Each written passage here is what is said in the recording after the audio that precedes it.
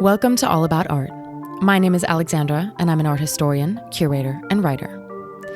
Within this podcast, topics relating to art history, cultural policy, the art sector, as well as a large range of other art-related topics will be covered. Conducting critical discussions, having entertaining exchanges, or just enjoying some relaxing chats, All About Art is where you'll find it all. Join me in exploring and developing cultural discourse. Hello and welcome back to another Art News Recap. Well, first off, I do want to say that after some really constructive feedback, I've decided to rename these episodes so that the title better reflects the actual content. I comment and I analyze the news articles more than I just recap them. So from now on, the monthly episodes will be called Art News Analysis. All right, now that I've got that out of the way, let's dive into the first article. This one is from the New York Times and is relevant to the US and the White House. President Joe Biden has sought out to replace over half of the staff on the Arts Commission who were appointed by Trump. When I say over half, it does sound quite dramatic, but there are 7 members and 4 of them have been told by the Biden administration to, and I'm going to quote the article, resign or face termination. Quite late in his presidency, Trump apparently signed an executive order which said that classical architecture is the preferred style for the new federal buildings, which bothered those who didn't want to impose any type of national style. But, classical architecture comes from ancient Greece and Rome, so it's not like he wanted to create a new architectural style, but instead, I guess his preference would have been to adopt a Western European classical architectural style.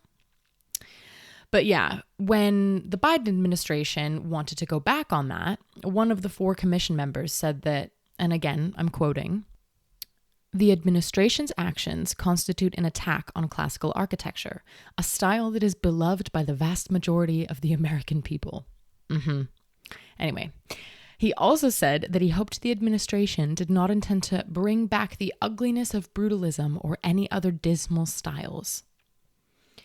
I mean, the American Institute for Architects called on the Biden administration to reverse the order that Trump signed, which he called promoting beautiful federal civic architecture, which already in itself sounds really problematic because are you going to equate this very Western European style with beautiful and make it the preferred style that everyone sees?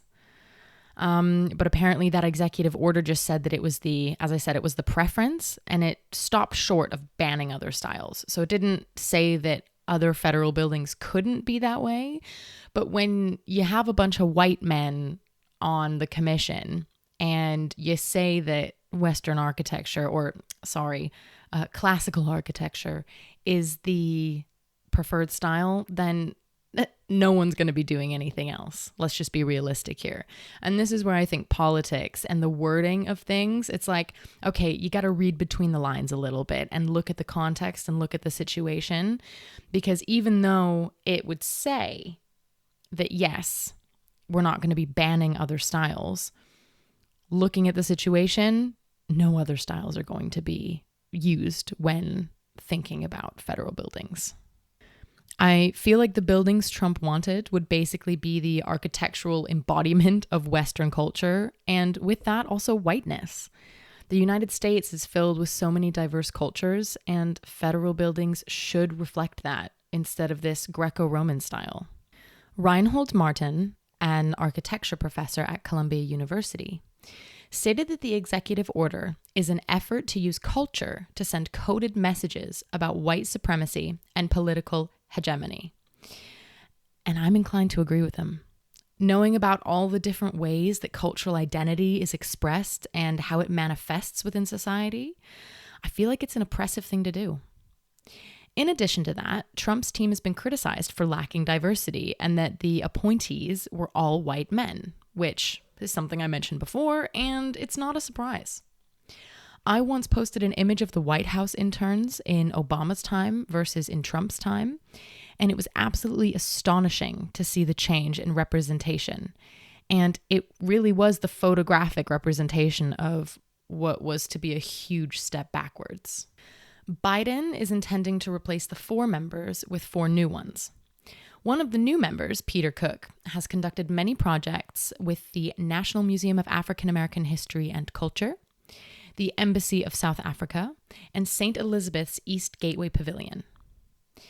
Another person that he wants to bring on the team is Dr. Hazel Ruth, who was appointed in 2016 as the first female chair in her Department of Architecture at the College of Engineering and Architecture at Howard University. Justin Garrett Moore previously served as executive director of the City of New York Public Design Commission and is a member of the American Planning Association's Commission, the Urban Design Forum, and the Black Urbanist Collective, Black Space. The final member that the Biden administration wants to bring on board is Billy Chien. She is a founding member of the firm Todd Williams Billy Chien Architects, which is committed to reflecting the values of nonprofit, cultural, and academic institutions through an architecture that is serene and enduring. It was stated that she is committed to creating a better world through architecture and wants to contribute to supporting a broader and more diverse landscape. I mean, come on. Biden's doing it right. He wants to bring in 4 amazing people to make changes. And this is exactly what I've been talking about when it comes to really making changes, when it comes to people in higher positions. Although one of the members who's being let go stated that in the commission's 110-year history, no commissioner has ever been removed by a president, let alone the commission's chairman, and that any such removal would set a terrible precedent. Honestly, the fact that all 7 members were appointed by Trump and 4 of them were appointed just 12 days before Trump left office, and they were apparently appointed on 4-year terms, basically is just a way of not allowing for any change in the 4-year period Biden is president, which is why the American system can sometimes be a bit ridiculous. And I would honestly argue that that whole situation is what sets a terrible precedent.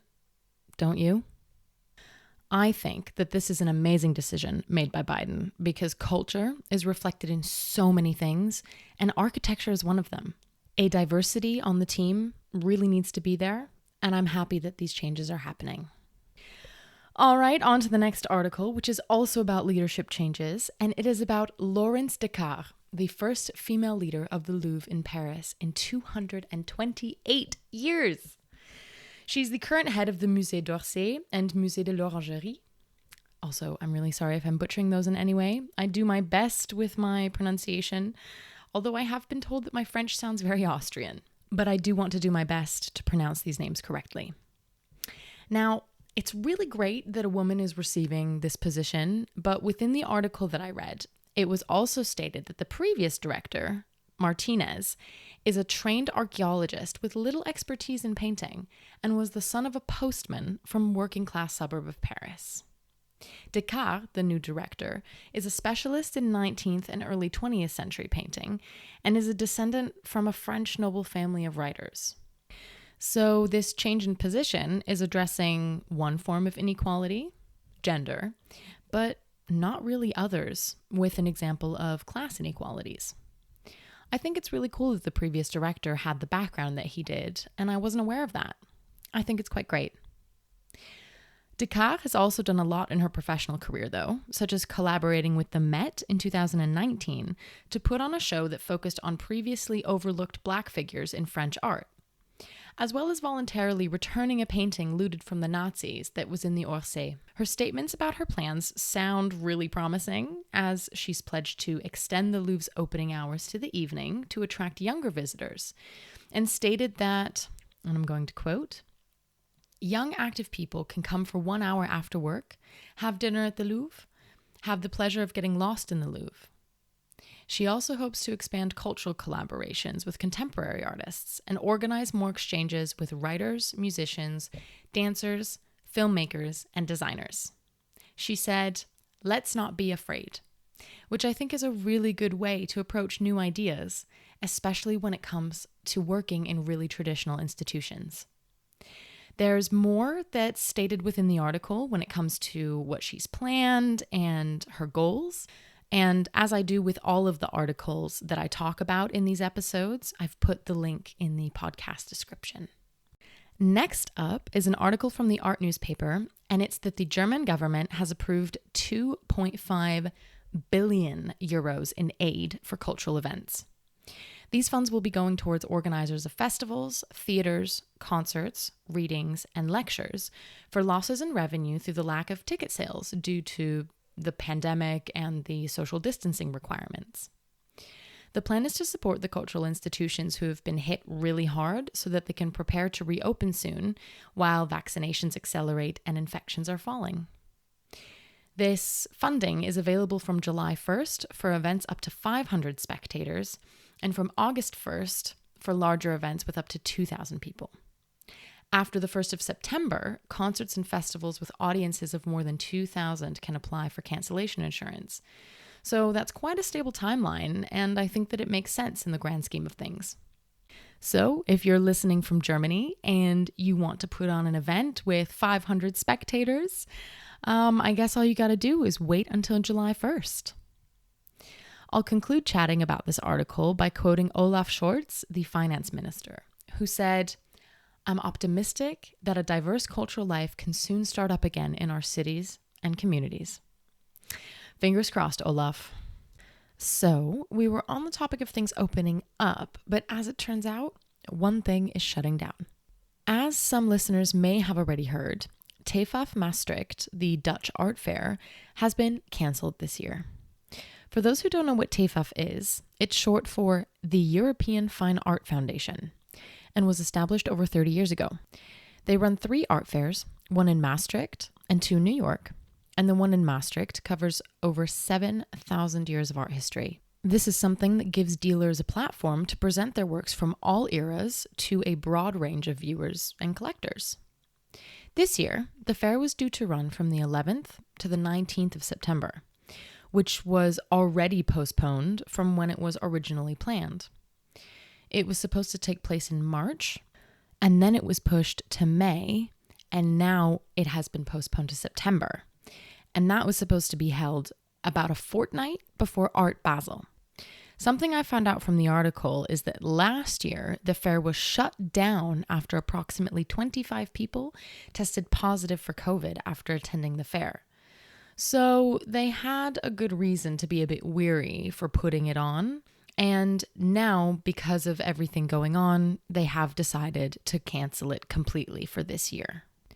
I mean, Frieze in New York took place this year. Actually, I think in March or May.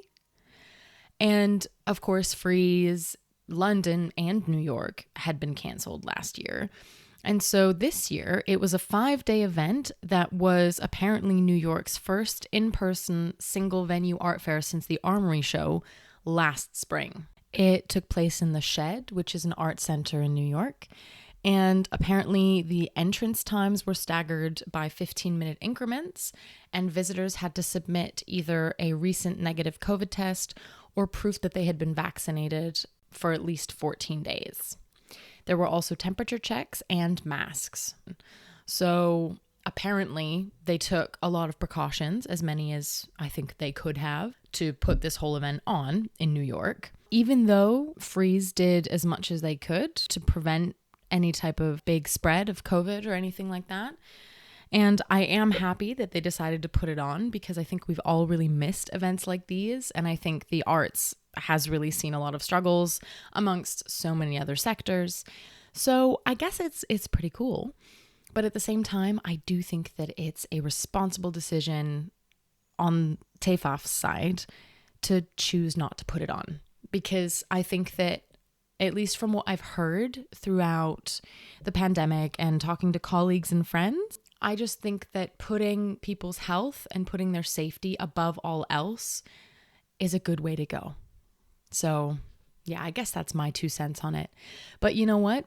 Maybe if I was running one of these events and I had to consider all of the different circumstances and all the different consequences, maybe I'd say something different. So I'm not sure, but I think that it's a responsible decision.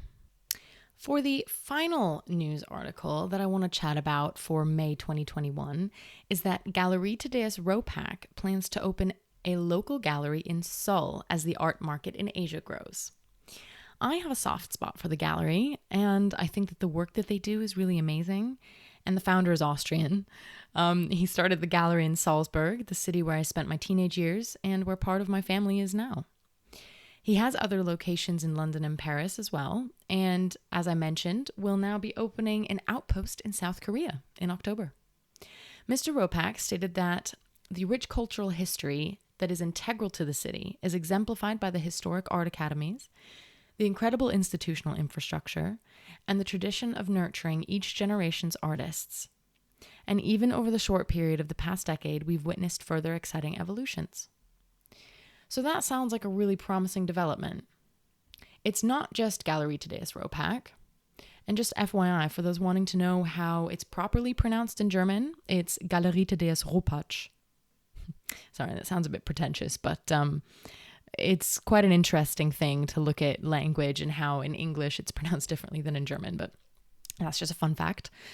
But they're not the only gallery or art institution that is moving east, but also, for example, König Galerie, Pace Gallery, and Phillips Auction House are all moving to South Korea. Sotheby's is expanding their team in Asia as well, with the current head of contemporary art, Alex Branchik, moving to Hong Kong to assume the role as Sotheby's chairman of modern and contemporary art in Asia. Last year, Sotheby's global auction sales fell 28%, which I guess is to be expected in a pandemic. The Hong Kong area accounted for 20% of the global sales last year, though, and the Asian clients bidding online has more than doubled in 2020. I guess that's a really strong indicator that for auction houses and galleries alike, well, basically any institution that's really involved in the art market, that cities like Hong Kong and Seoul are places with a large potential for growth and expansion. All right, and that is it for this month's Art News Analysis for the month of May 2021. I really hope you enjoyed, and as always, thank you so much for listening. And that is it for today on All About Art. If you enjoyed this episode, please leave me a rating or a review, as it helps more people discover the show. Also, feel free to share with your friends, or if you share on social media, tag me and get in touch. Thank you so much for listening.